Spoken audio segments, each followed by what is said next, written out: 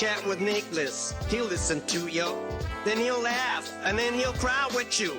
It's all in a safe space for you to speak your truth. Oh, come let's chat with Nick.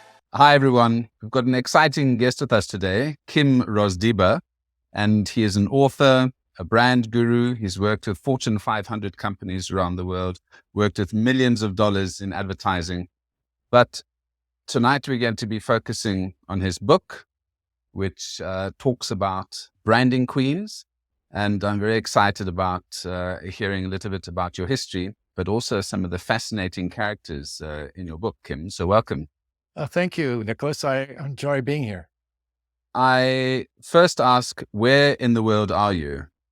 So I'm located in Calgary, Alberta, Canada, which is just off of the Rocky Mountains. We're the second province in from the Pacific Ocean. So it's rocky. And then on the other side of me is the prairies. So it's flat and agricultural land.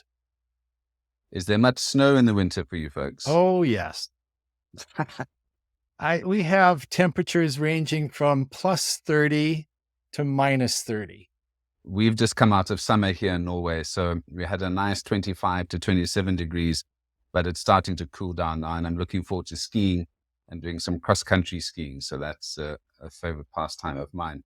Now, you're our first Canadian, which is great because we've just had a whole bunch of Americans, but from coast to coast. Very happy to broaden our horizons a little bit. Canadians are more friendlier than Americans.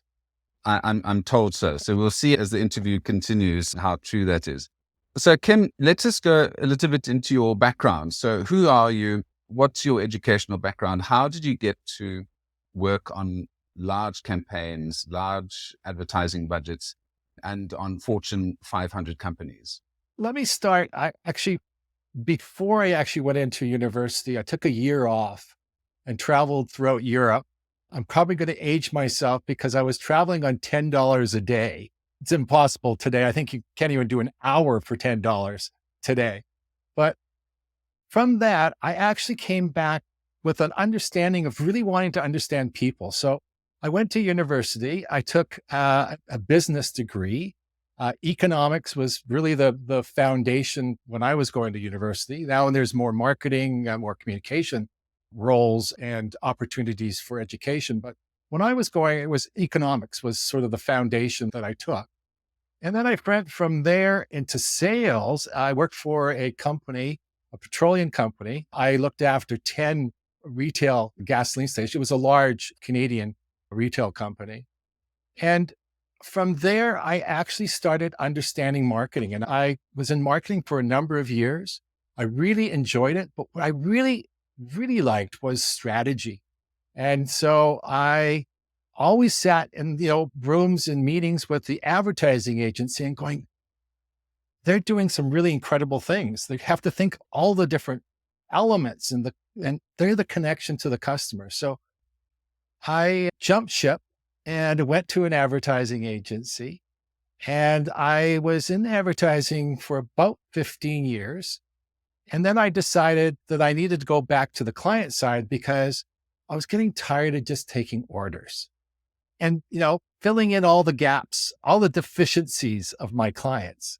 And I really wanted to have now total control. So I went back to client side, and that's when I started working with the five. And I've been actually for 22 years now, working with Fortune 500 companies and being able to drive that brand strategy. And to me, it's a wonderful place to be because brand is everywhere in an organization. Yeah. So I think coming from an economics background, you have a slightly different viewpoint on brands and brand value. And as you mentioned, brand sort of cascades throughout the entire organization, from leadership all the way down to the supplier level as well. One of the areas in brand strategy that I've been focusing on quite a lot now is stakeholder engagement, and especially ESG and sustainability communications. And that forms a very strong part now, I think, sort of the next step in brand strategies that focus on sustainability and what it means for a business. And I'm sure coming from, petroleum industry, you know quite a lot about that and the good activities that are actually being done behind the scenes with these companies. Yeah. It used to be an added feature to a brand. Today, it is now front and center, particularly if you're talking to a younger demographic. I mean, if you keep seeing all the research that's coming out on the importance, and not only for Gen Z, but even for millennials, is the importance of sustainability and DE&I.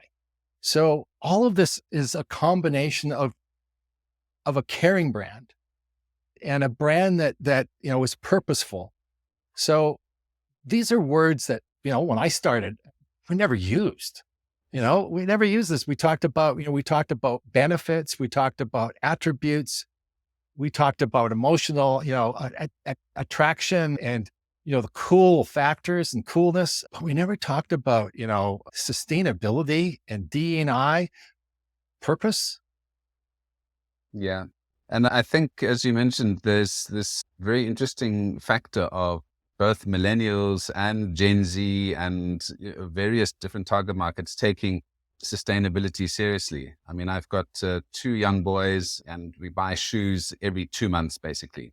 And all of the Adidas, Nike, Reebok, etc. The first thing on the box, and as you open the shoe, this is made out of 70% recycled, whatever it is. So they're really putting the money where their mouth is. And they obviously see that it's important for this particular generation. But that aside, interestingly, I've also done the hop between client side and agency side. So I've worked at JWT when it was still JWT, with Interbrand, with MTV, with Nando's, with a couple of different brands. And the experience from being a client before you've been to an agency is very different to when you come back from an agency. You sort of know all the insider tricks. Yes. I always said to my agency, I'm going to be your best client and your nightmare. Yeah, exactly.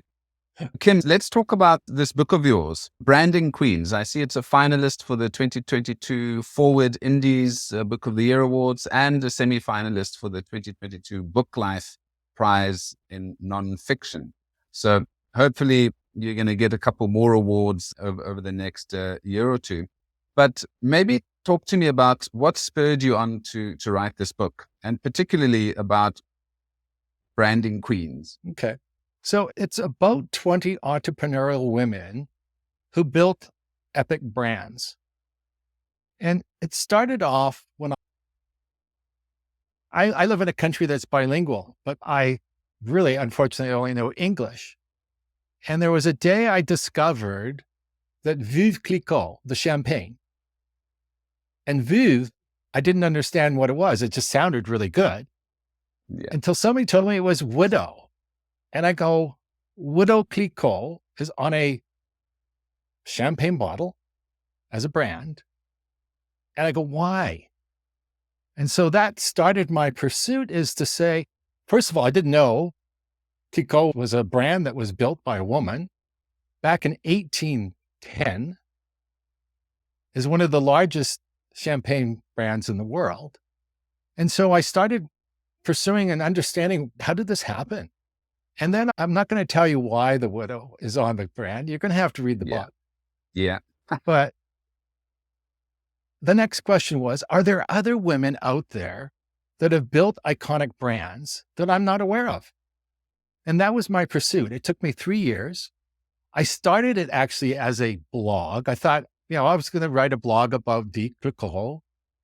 And as I said, I started just, going down this rabbit hole and trying to find, and I found 20 women. And it goes back 200 years to up to about 20 years. Narrowing it down to 20 is quite a tough job, I reckon. So how did you manage to whittle out the good, the good one, not the good ones from the bad ones, but how did you manage to whittle out the selection that you did? Because I love your titles. So you've got, what did you have? You've got a queen for every chapter. Yes. So you've got a Queen of Green, Queen of PR, Queen of England. I mean, that's a great one. So these names actually came naturally. As I started looking, they were references by media calling them actually these different queens. So that was the easy part. That was actually really the easy part. And I had a working title for a number of years. The Queen, it never actually even came into my head until as I started putting it together and going, what's the commonality in all of these? They are all, top of their game.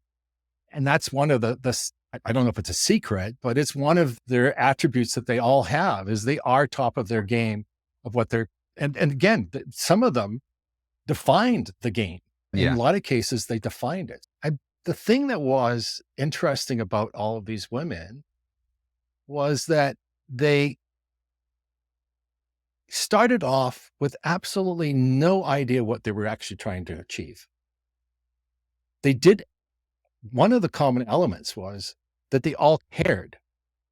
And they all, in most cases, were talking to themselves and when they were putting out what they were trying to solve, a problem of some sort that they had that they understood other women probably would gravitate towards. Let's have a look at some of the characters that you're looking at. So I see there's Coco Chanel, let's see, Estee Lauder, Tory Burch, Sarah Blakely. Something that I've noticed when I had a look through your list, and I've had a separate look at female entrepreneurs, is if one looks at Coco Chanel and one looks at Oprah, for example, they've all gone through some kind of suffering.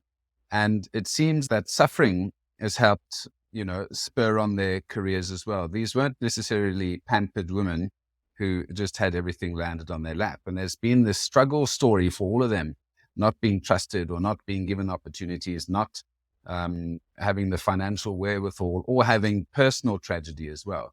And I think that's something that folks would see as they go through your book as well. Yeah, that's true. Quite a few of them start absolutely nothing except their own belief in themselves. And they had no real experience to build a brand, to even build a product. And even the ones that actually did have some education or did have some money, I'll go with Barbara Nicole Clicquot. I mean, she was quite well off, but she didn't really have to do this. Back in 1810, the only reason she was able to do it because she was a widow, and there was a loophole in the law that allowed her to continue the business that her husband and her had started. But she didn't have to. So there was a driven aspect to all of these women, whether you had money or not. And even if they had money, no one was going to invest in them because they didn't believe what they were trying to do would be something that would be worthy of investing in.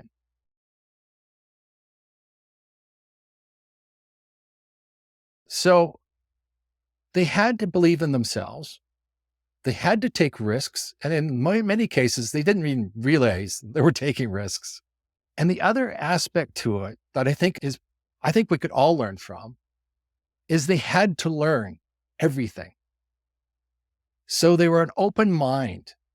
They didn't come in saying, I know how to do this. They came in saying, how am I going to do this?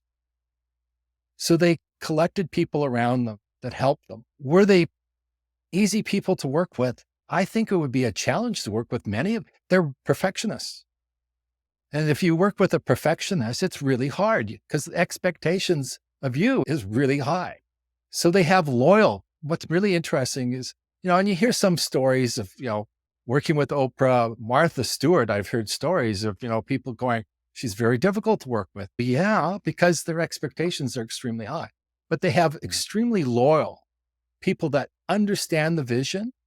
They're with them, from day one.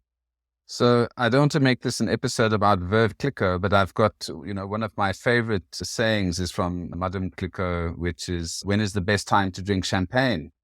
And it's, I drink it when I'm happy. I drink it when I'm sad. I drink it when I'm alone. I drink it when I'm in company. And I try and live by that as well. So champagne, or I prefer South African, the equivalent of champagne, but that's my favorite tipple. So I want to talk about the 5 C's, which I think in terms of the consistent thread that goes through your book, you talk about the 5 C's, and that this seems to be one of the key processes that all of these individuals go through to create their entrepreneurial journeys and their brands. So let's maybe talk through some of these 5 C's. If I can just name them, it's commitment, construct, community, content, and obviously consistency. Yeah. I had to have some sort of framework, or at least I thought it was important to have a framework. So my original intent was to say, did they succeed in all 5? Is there, one that did a better job with one C over the other one? And at the end of the day, to be a successful and iconic brand, you got to succeed in all 5. There's no question. You do. Yeah. So there's degrees of, a success on each one for sure, but you cannot survive without the 5 C's. So to me, it was a way of being able to take something very complex, which is a brand, and try and simplify it down. Each one, you can go really deep into each of the C's very quickly. Yeah. So I think if we look at commitment, you've touched on commitment, where they were quite singularly focused on building their business and their quest for perfectionism. In terms of the construct, that one I'd maybe go into a little bit of detail. So this is the visual aspect of a brand. It's the logo, it's the color palette, it's the tonality, it's the color palette, the decor, all the touch points of the 5 senses. So if it's something like a perfume, then that becomes really important. I have a great story or an example of utilizing scent, which is Estee Lauder. And she would run around the store and not spray, but she would pour the fragrance that she had that she was, trying to sell on the main floor. This was a way of using your construct, using some of the aspects of your brand. I mean, scent is a really interesting one. A number of brands today use scent. We're not aware of it. But if you actually go in with your nose first, you can understand what I'm talking about. Yeah, Martin Lindstrom has that wonderful book, Brand Sense. Yes. And, I've used that concept with quite a few brands, and the importance of, I think it's examples like Singapore Airlines. When you walk in, there's that waft of a specific Singapore Airlines fragrance. When you walk into a Hilton hotel or into specific environments, there is this fragrance that permeates the room. And sensory branding, people forget about the other senses other than sight and sound. There's the taste, the touch, what type of quality paper and leather, etc. use, the sound, and smell is one of the most evocative senses, because it really can take us back to your grandmother's kitchen, baking cookies, or to a first love, the smell of an ocean. And if you don't use all of these sensory cues, you're missing out on a very important way to connect emotionally with your customer. I know you enjoy wine. I enjoy wine. And without being able to smell, it would be very disappointing.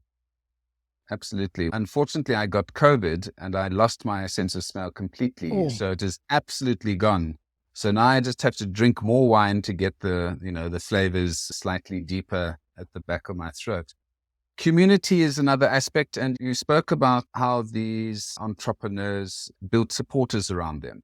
And I think for any new entrepreneur, the focus should be on building networks and community. We've seen through COVID that people are working at home, they are doing lots of Zoom meetings, and with the advent of social media, lots of folks are just thinking that you can send out Facebook posts, LinkedIn posts, Instagram posts, and that's your community. But it's not that, is it? No, it's much bigger than that. I mean, having somebody advocate for you is, particularly whoever the person is. If this person has a huge following or has huge respect in a community, and particularly in the community that you're trying to influence, wow. That is so powerful to have, a recommendation from somebody that is somebody, Oprah Winfrey. If you got a recommendation from Oprah, your product went flying off the shelves instantly. Yeah. I mean, that's way out there. But starting closer to home, you should start understanding who are the influencers in your topic, in your domain. What's the solution that you're trying to solve with your product or service? And then find out who are the influencers, who are the ones that are out there talking about it. And generally, these people are looking forward. I mean, if you're trying to help the cause, they're there to help you. Yeah.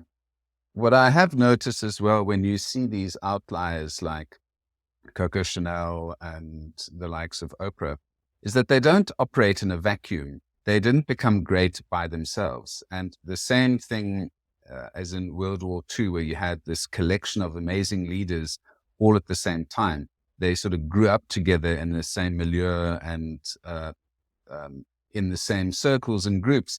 I think when one looks at Coco Chanel and you look at the artistic circle that she was involved in, they weren't necessarily in fashion, but they were in music, they were in dance, drama, stage building, etc., music. And it's important to also expand out of your direct comfort zone and meet with other leaders in their various spheres to absorb some of their energy, absorb some of the thinking that they've got to take your brand forward. Yeah. I'm going to use an example of Margaret Rudkin. So this is Pepperidge Farms. And she started off with making bread, and she made bread, again, whole wheat. This is going back to the 40s. We're starting to see processed food coming in. This was the hot trend, was processed food. And it was a doctor that her son had allergies. And he said, possibly some of the additives and, the white flour could be having an effect on him. See if you can get, stone ground wheat, whole wheat, and make your own bread and see if that helps. And she did, and it seemed to help. And so the story goes, she started making bread and started selling it, but she started actually going to doctors. And that's how she started selling it, because it was an influencing group. A doctor going to recommend your product, particular, and again, health food, natural foods. This was not a topic that was discussed or people were aware of back in those days. I mean, you can start building it through, context directly with your product, but she also understood the media, and she made sure she made relationships with media reporters and journalists, and she always sent them product before any. And I'll use the same thing with Debbie Fields and Mrs. Fields cookies. Before she ever met some media person, she always sent them cookies. So they understood the product. Yeah. So I noticed the last one that we'll talk about is consistency. And obviously, you as a brand man, consistency should be stamped on our heads almost. So maybe talk to consistency and how that's a golden thread that runs through quite a lot of these stories. Yeah. One of the questions I get from some people is which sees the most important? And I go, they're all important. But without this one, a brand will not be sustainable. Absolutely will not be sustainable, because I'm going to use Oprah Winfrey, because Oprah Winfrey always said she was not a brand. She says, I'm a person, I'm not a brand.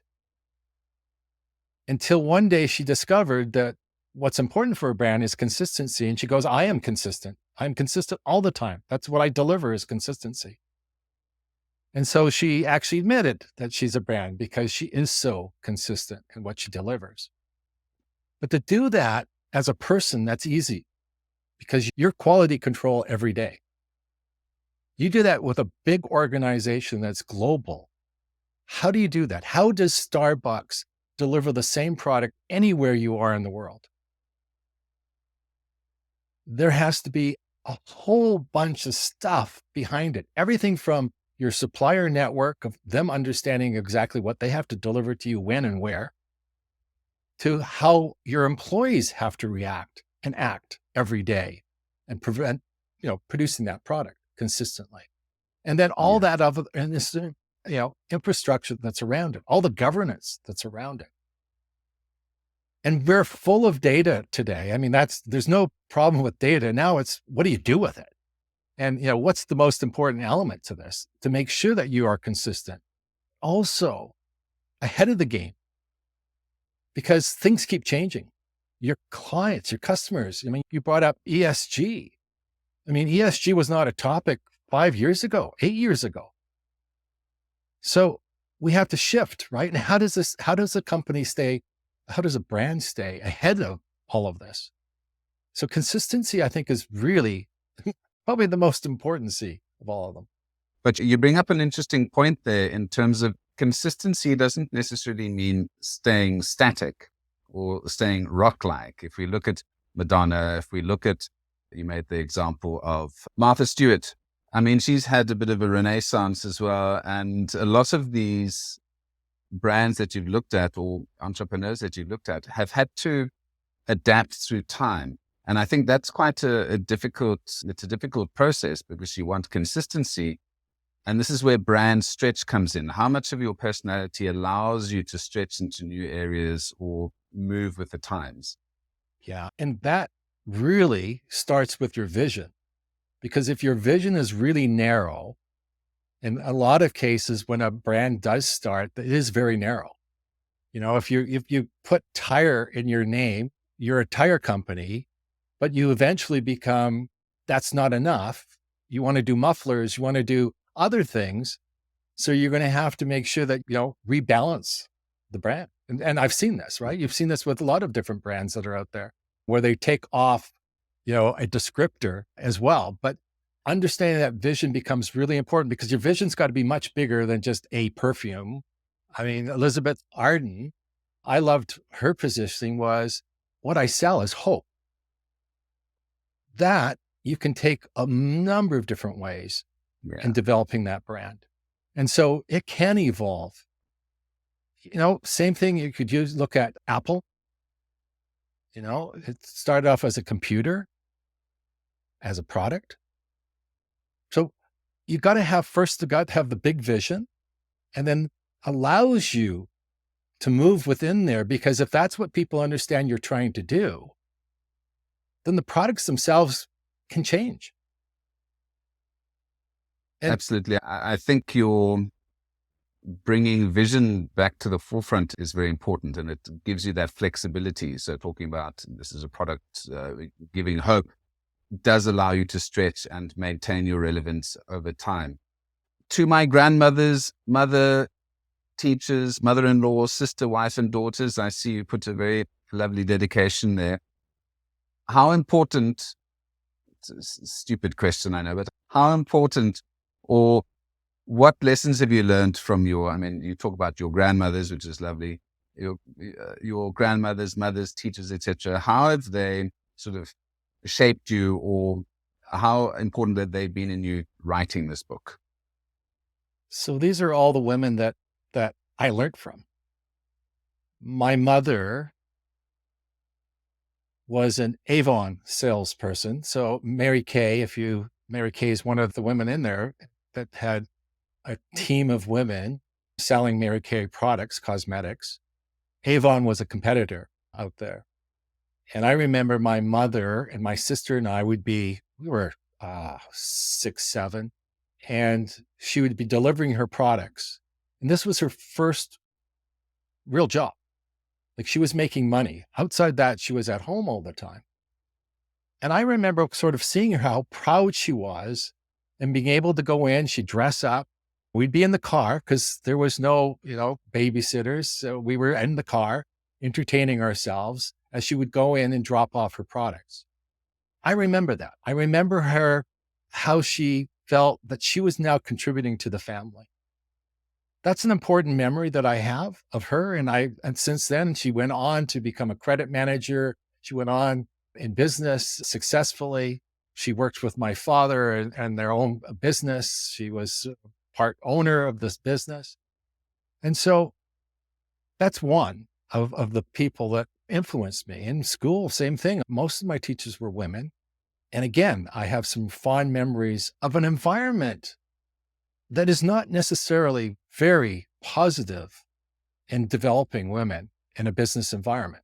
still today. And I see how they persevere. And I see not only the people that I have worked with directly, particularly the ones that are that I identified in my own personal life, but there's a correlation between that and the 20 women. They all had to persevere to succeed. I want one last story, and it needs to be about one of your grandmothers. So I don't know if you can go back into the memory banks and think about a wonderful story about one of your grannies, as I would call them. Okay. So I had two, of course. One who passed away when I was quite young. She was actually quite young, but I still remember her. She was she cleaned a school. And I remember still as a kid, I was in my teens, and she would come home and she was proud of what she did.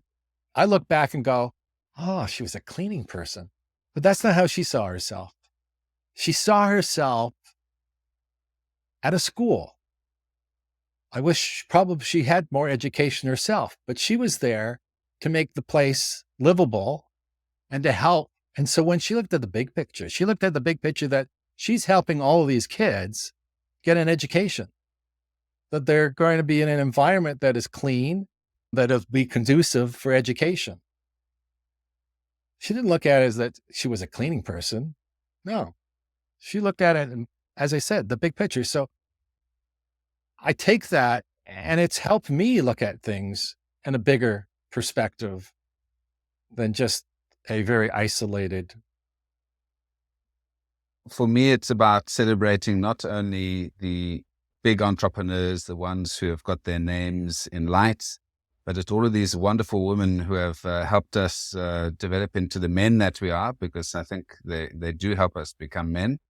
And I'm sure you've got lots more stories about a lot of the women in your life, and I could, rail on about how wonderful my grandmothers are as well. But I start having to wave tears from my eyes if I think about my grand. Kim, it's been such a treat speaking to you. And I'll put the links so folks can go and have a look at your book and buy it. And I hope to see the update of the next 20 queens, or whatever your next endeavor is going to be. Actually, the next one I'm working on is on the 5 C's. Okay. So it's more academic, because as I developed the first one, I started the 5 C's, and it's about halfway through. So hopefully that'll come out end of this year or next year. I'm going to put some pressure on you, because I need to have you back on again. So when you have that book ready, come and chat to us and we can go into some more details. Absolutely. Kim, it's been a pleasure. Thank you so much. Thank you. Come chat with Nicholas. He'll listen to you. Then he'll laugh, and then he'll cry with you. It's all in a safe space for you to speak your truth.